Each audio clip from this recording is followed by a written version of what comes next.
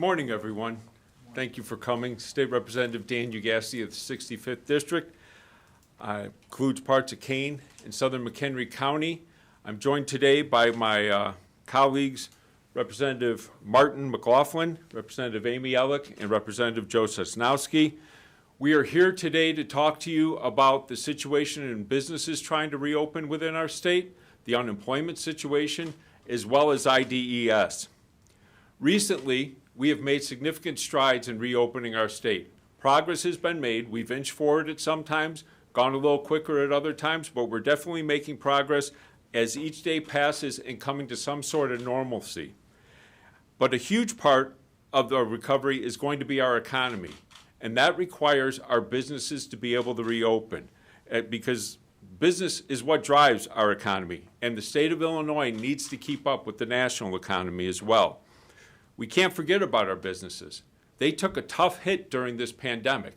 Those who were allowed to stay open had to take on increased costs, make severe adjustments, as well as just fight to stay afloat during that time.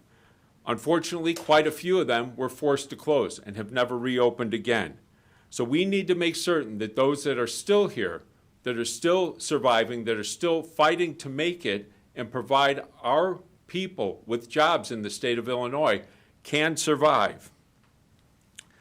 I've heard from a handful of local businesses who want to resume businesses, but are having great difficulty doing so because of the inability to find the workforce to come in and work in their businesses. These businesses are what, again, drives our economy, and at a time when so many are already leaving our state, we have to do what we can to help them. Too many times I've heard from businesses in the 65th District that they want to ramp up, expand, or even just get their doors completely open so that they can provide the service they were prior to the pandemic, and yet, again, they can't find the employees to do that. It's time we encourage our workforce to get back to work and realize that we're having to come out of this pandemic. That's going to require them to engage within the workforce again, and that they can do it safely. It's time to foster our economic recovery within the state, and that they have to be a part of that. In order to do so, I believe we need to drastically change the way we're handling unemployment benefits. First, we need to insist that those who are receiving unemployment benefits start looking for work. That was stopped during the pandemic for good reason, but the pandemic's ending, and as I go throughout my district, not just are there business owners contacting me saying we need help with the workforce, I'm seeing signs everywhere, whether it be retail, manufacturing, it doesn't matter. There are signs out, employees are needed, there are positions open for hire.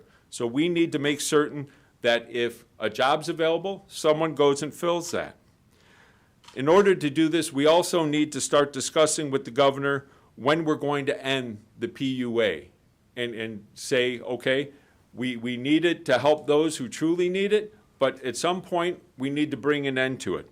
And then third, I think we need to start urging those in the federal government, those who we work with at the federal level, to immediately redirect a sufficient amount of this recent $1.9 trillion that was appropriated for COVID relief, and a lot of it isn't being used now or will maybe never be used, to help redirect it towards child care, because all too often we're hearing that a lot of the reason people are not returning to work is they can't afford the child care that would go with it. Well, if that's the issue, let's get them back to work. Let's get them productive again. Let's get our businesses reopened and provide assistance for child care instead of assistance for them to stay home and do the child care directly.